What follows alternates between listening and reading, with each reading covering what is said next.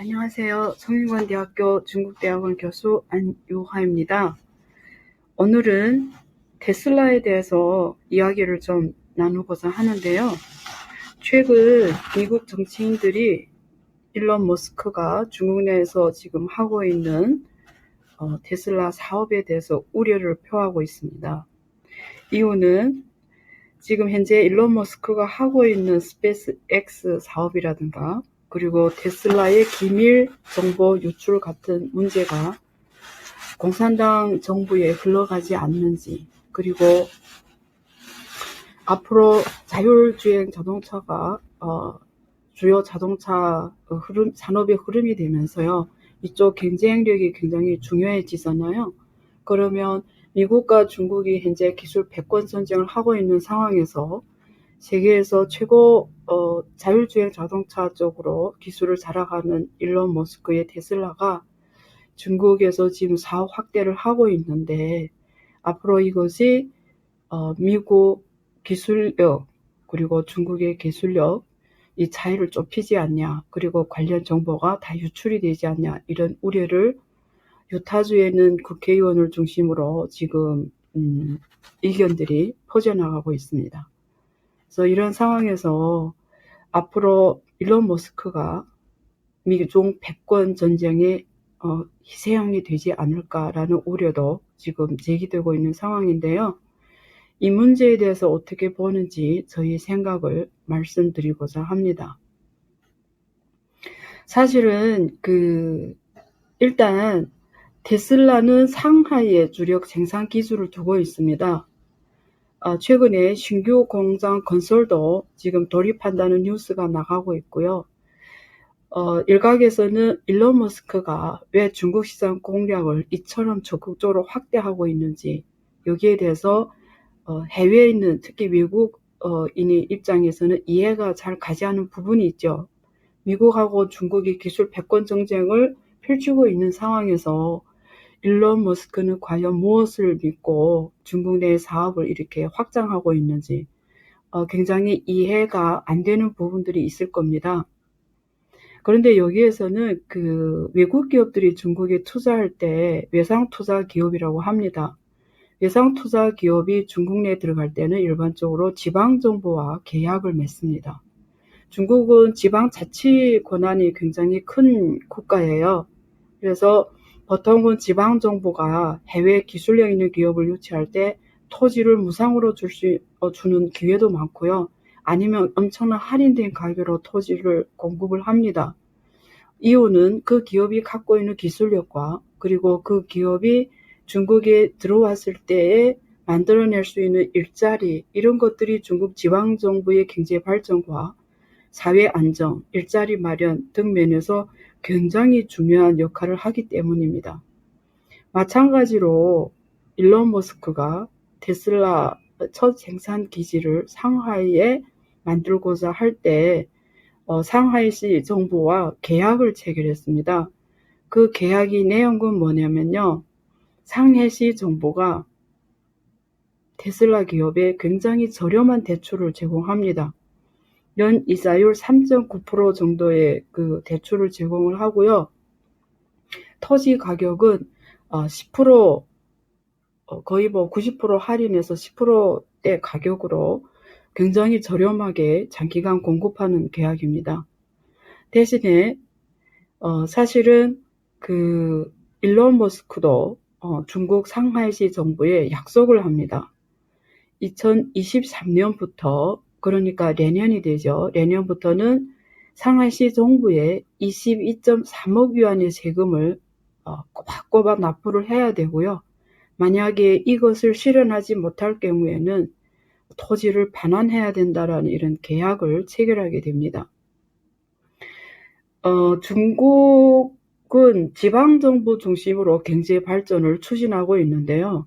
지방정부 권력은 주로 토지, 인프라, 그리고 융자, 교육 이런 등면에서 외국 투자 기업들한테 엄청난 이 혜택을 공급할 수 있는 독자적인 권력을 갖습니다. 따라서 테슬라도 중국에 들어갈 때 토지나 융자 이런 측면에서 그만한 지금 베네핏을 받고 들어간 상황입니다. 그리고 앞으로 5년 동안 상해시 정부와 약속한 것이 지속적으로 140.8억 위안의 자본 투자를 확장해 가야 된다라는 이런 계약을 체결했습니다. 따라서 테슬라가 신규 공장을 계속 가속화 건설하는 것도 이러한 배경 때문입니다. 그래서 이러한 배경을 알아야 지금 이루어지는 것들이 일단 왜 그렇게 되고 있는지를 알 수가 있죠. 따라서 현재 테슬라가 중국내에서 이루어지고 있는 확장 투자는 이런 흐르면서 이어지고 있다고 보셔도 됩니다. 그러면 테슬라가 중국에 진출하면서 중국 관련 산업에 미치는 영향이 뭘까요? 우리가 그 애플 기업이 중국에 생산 기지를 두고 있죠. 애플의 사례에서 어떤 글로벌 하이테크 기업들이 중국에 진출했을 때 그 중국 현지 경제와 또 중국 관련 산업의 기술력 향상에 있어서 어떤 역할을 할 수 있는지 가장 잘 알 수가 있습니다. 애플은 중국 스마트 산업의 생태계를 구축하는 데 있어서 굉장히 중요한 역할을 했습니다. 애플이 중국에 들어간 이유를 사실 뉴욕시보에서 그 애플 임원이 인터뷰할 때 아래와 같이 이야기를 했는데요. 애플이 중국 현지에 공장을 둔 이유는 중국에는 다량의 많은 수의 월급이 높지 않은 엔지니어가 있다. 지속적으로 공급될 수 있는 엔지니어가 있다. 그리고 24시간 가동할 수 있는 바로바로 생산량을 만족할 수 있는 공장들, 제조 능력을 갖고 있다. 그리고 하이테크 기업에 대한 원스톱 서비스, 정부의 원스톱 서비스가 굉장히 잘 되어 있다라는 것이 이유였습니다. 현실적으로 애플은 1년에 2억대 스마트폰을 중국에서 생산하고 있는데요. 이러한 물량을 맞출 수 있는 나라는 중국밖에 없습니다. 애플이 중국에서 공장을 만들면서 500만 개의 아주 질 좋은 일자리를 마련했고요. 그리고 지금 공급사가 한 200개 정도 되는데요. 현지에서 86개, 퍼센테이지로 하면 약 43%의 공급은 현지에서 이루어지고 있습니다. 2020년 기준 데이터거든요. 그리고 인재 측면에서 보면은 중국은 1년에 대학생 수가 최근 2020년 데이터를 보면은 874만 명의 대학생이 나오고 있습니다. 상당 부분 공정 엔지니어 쪽에 많고요. 중국은 2,879개 대학이 있습니다. 미국은 5,762개 대학이 있고요. 중국은 2,879개 대학이 있지만 입학 학생 수로 봤을 때는 연 870만 명의 대학생이 졸업한다고 보면 됩니다. 따라서 이러한 인프라가 있기 때문에 애플이 중국의 생산 공장을 만들었다고 보시면 되고요. 애플이 중국에 들어가면서 중국 스마트폰 산업 생태계를 만드는 것에 있어서 지대한 공헌을 했고요. 오포라든지 비보라든지 샤오미라든지 화웨이 같은 이런 세계적인 기업이 나올 수 있도록 아주 좋은 토양을 마련하는 역할을 했습니다. 그래서 중국 정부 그리고 중국인들이 사고방식에는 苹果吃肉我们喝汤 이런 준비가 돼 있어요.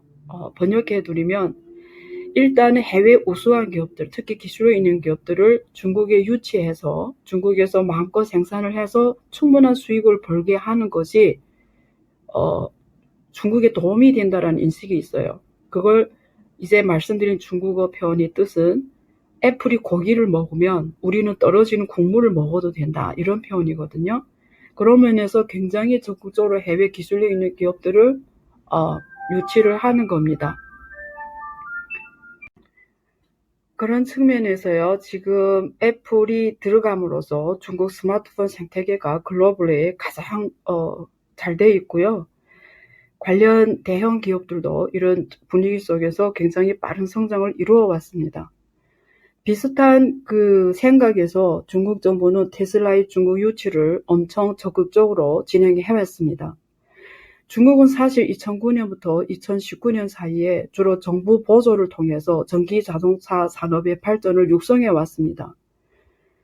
10년 동안 토탈 1,000억 위안이 넘는 원화로 놓고 말하면 사실상 20조 넘는 돈을 투자를 해왔지만 200조 넘죠. 200조 넘는 돈을 투자해왔지만 결과적으로는 글로벌의 톱 전기자동차 기업을 만들어내지 못했습니다. 그러니까 테슬라 같은 기업을 만들어내지 못했죠. 그래서 굉장히 반성을 합니다. 이렇게 정부 보조로는 글로벌 톱 기업을 키울 수 없다라는 인식에 이르고요. 경쟁력이 없는 중국 국내 국산 기업들을 보면서 결심을 내립니다. 애플을 유치했던 것처럼 테슬라를 유치함으로써 관련 산업 생태계를 만들고 경쟁력을, 국제 경쟁을 키워야겠다는 인식에 도달했고 적극적으로 유치했고 결국 테슬라는 상하이에 첫 생산 공장을 만들게 되었고 현재 연 생산량이 50만 대입니다. 130개 공급망 기업들 중에서 50% 이상이 중국 현지에서 중국 기업들이 공급하고 있습니다. 따라서 중국의 스타 기업들이 나오기 시작을 하죠. 그게 리샹, 셔펑, 미국에 상장한 니오 이런 기업들이 대표적인 사례입니다. 그래서 중국도 전기 자동차 자율주행 쪽으로 굉장히 글로벌 기업들이 급속하게 나오기 시작을 했고요. 테슬라가 이런 중국 내 산업 생태계를 만들어주고 브랜드를 구축하고 관련 중국 기업들이 이런 쪽으로 투자를 많이 하고 기술 업그레이드 하는 데 있어 굉장히 선도적인 리더 역할을 하게 되는 겁니다. 대신에 기술력이 없는 중국 전기자동차 기업들은 다 파산했다고 보시면 됩니다. 이 세상에 공짜가 없죠. 대가가 따르는 법입니다. 그런 면에서 중국 정부가 앞에서 말씀드린 대로 테슬라가 중국어로特斯拉라고 합니다. 特斯拉吃肉我们和它 테슬라 기업이 고기를 먹으면 우리는 국물 먹어도 된다라는 이런 인식하에서 중국 내 테슬라 사업은 짧은 시간에 1년 만에 공장을 완성시키고 바로 생산에 돌입하는 전 세계에서 있을 수 없는 이런 기적을 만들어냈고 현재 매년 생산을 50만 대의 전기자동차는 전 세계로 팔려나갑니다. 따라서 일론 머스크는 중국의 힘에 대해서 다시 느끼게 되고요. 실제로 중국의 관련 정부 인사들과 굉장히 가까운 관계를 유지합니다. 그리고 중국에서의 사업 기회를 훨씬 많이 내다보고 확신하게 되는 거죠. 사실 테슬라는 현재 시가총액이 800억 달러에 이르면서 도요타는 한 2천억 달러 넘거든요. 거의 4배 수준의 시가총액을 보이고요. 7개의 GM 시가총액에 해당할 정도로 1조 넘는 기업이 됐고요. 머스크는 세계에서 가장 부유한 사람이 된 거죠. 따라서 사실 이 테슬라의 중국 내 성공 사례는 그동안 중국 경제가 왜 이렇게 빠르게 성장했는지 그리고 중국 지방정부 중심으로 이루어지는 이런 지방경제 발전 정책이 결국 굉장히 현실적으로 실사구시적으로 이루어지고 있다는 것을 우리는 애플과 테슬라의 사례에서 볼 수 있고요. 실제 이런 글로벌 톱 기업들이 중국에 진출하면서 관련 산업 생태계가 커지고 관련 중국 기업의 기술력 상승이 이루어지고 고부가가치 산업이 빠른 시간에 정착이 되는 것을 볼 수가 있고 그러면서 중국과 미국과의 기술력 차이가 줄어드는 이런 결과를 볼 수가 있습니다. 따라서 미국 국회의원들 중심으로 이런 머스크와 중국과 이런 가까운 관계를 우려하는 것은 너무나 이해할 만한 상황으로 보이고요. 특히 미중 패권 전쟁이 일어나는 상황에서는 훨씬 더 앞으로 민감하게 반응할 수밖에 없을 것 같습니다. 그런데 사실 이거는 꼭 테슬라가 중국 내 사실 전기 자율주행 자동차를 거의 독점하고 있는 상황에서 꼭 중국 정부에 유리하다고만 볼 수는 없습니다. 왜냐하면 자율주행 자동차 핵심은 소프트웨어예요. 소프트웨어고요. 사실 레이더, 소프트웨어, 레이더 데이터 시스템이 굉장히 중요하고요. 항공우주 시스템이 굉장히 중요합니다. 그런 면에서 만약에 중국의 전 지역이 다 테슬라가 다닌다고 가정했을 때 실제는 테슬라가 중국 상하이 골목골목 다니잖아요. 그러면 거기에 중국 상하이 골목골목의 지리적 정보 그리고 중요한 중국 사람들이 소비 정보가 담기게 되고요. 마음만 먹으면 혹은 미국 정부가 압력을 주면은 관련 정보를 요구할 수 있으면 미국 정부가 결국 중국 내에 이런 정보를 다 갖게 되는 거죠. 미국의 손바닥 안에 있을 수가 있죠. 그래서 중국 정부는 그 테슬라의 이런 정보는 반드시 중국 내에서 나갈 수 없다라는 규정을 하게 됩니다. 이러한 정보가 중국 정부에 장악해야지 그게 해외에서 사용돼서는 안 된다라는 이런 약속을 받게 되거든요. 그래서 앞으로는 자율주행 자동차 시대가 오면서 각 국가별로 자국 내 이런 정보 산업을 어떻게 보호하고 빅데이터 산업을 어떻게 보호하고 국가안보 개념하고 연결이 되면서 공급망 안전을 어떻게 실현하고 그리고 국가 간의 이런 국제협력도 필요성이 대두되고 있습니다. 앞으로 골목골목 달리는 자율주행 자동차들은 그냥 정보 시스템이라 보면 돼요. 그러면 이러한 그 산업은 결국 국가안보와 연결될 수밖에 없고요. 하나의 주권 국가에서는 이런 데 대해서 민감하게 반응하고 관련 규정과 제도를 마련할 수밖에 없습니다. 그런 면에서 테슬라의 사례는 각 국가와 지역에 주는 사실은 인포메이션이 굉장히 인사이트가 굉장히 크다고 볼 수가 있습니다. 앞으로 저는 최근에 가장 깊이 느끼는 것이 뭐냐면요. 사실 작년까지만 해도 전기자동차 판매가 한국 같은 경우에는 몇십만 대에 머물렀다고 하면은 올해부터는 몇백만 대 개념이고요. 거기에 필요한 인프라 수요가 폭발적으로 증가하고 있거든요. 그 전기자동차가 달리려면 그 충전 인프라가 잘 되어 있어야 됩니다. 그래서 지금 전국에 석유 충전, 우리가 여기 주유소들이 주로 석유를, 오일을 공급하는 역할을 했다면 앞으로 전국에 있는 주유소가 오히려 전기 충전소로 바뀌는 상황이 짧은 기간에 이루어질 겁니다. 이제는 본격적인 전기 자동차 시대에 돌입을 했고요. 중국은 이런 쪽에 가장 먼저 전략적으로 배분을 했던 나라입니다. 정부 보조를 통해서 사실은 실패했죠. 글로벌 경제를 키우는데 실패했지만 중국 자체가 갖고 있는 방대한 이 시장과 그리고 거기서 오는 그 경쟁력 이러한 것들은 각 국가에서 각 국가의 주요 자율주행차 기업들이 매력을 느낄 수밖에 없고요. 또 중국 국내에서도 테슬라를 보면서 테슬라를 대체할 만한 중국 국산 기업의 성장을 기도할 수밖에 없고 실제 육성할 수밖에 없습니다. 이 중에 우리가 주목해야 되는 게 화웨이입니다. 화웨이는 관련 기술을, 소프트웨어 기술을 이미 갖고 있는 기업이에요. 그래서 화웨이가 중국 모 자동차, 전기자동차와 협력을 해서 그 자동차 회사를 도와서 테슬라 정도의 소프트웨어를 구축한다면 사실상 가격적으로는 화웨이가 중국 본토 기업이기 때문에 중국 전기자동차 기업에 싸게 소프트웨어를 공급할 수가 있거든요. 그런 면에서 오히려 이 자동차 가격을 테슬라보다 훨씬 더 싸게 공급할 수 있는 또 장점이 있습니다. 그런 면에서 테슬라의 가장 강력한 경쟁 대상이 될 것 같습니다. 그래서 우리가 앞으로 중국 내에서 이루어지는 이런 전기 자율주행 자동차 시장의 변화와 기술적 변화, 거기에서 나오는 많은 국가 간의 이런 국가 안보 문제, 데이터 안전 문제, 개인정보 문제 등등에 대해서 어떻게 대처하고 있는지, 흐름이 어떻게 되고 있는지, 그에 따른 또 투자 기회는 어떻게 되는지 등등을 지속적으로 모니터링하고 선도적으로 연구를 하면서 기회를 찾을 필요성은 높아지는 것 같습니다. 오늘은 여기까지 이 주제에 대해서 말씀드리고요. 도움이 되면 좋겠습니다. 감사합니다.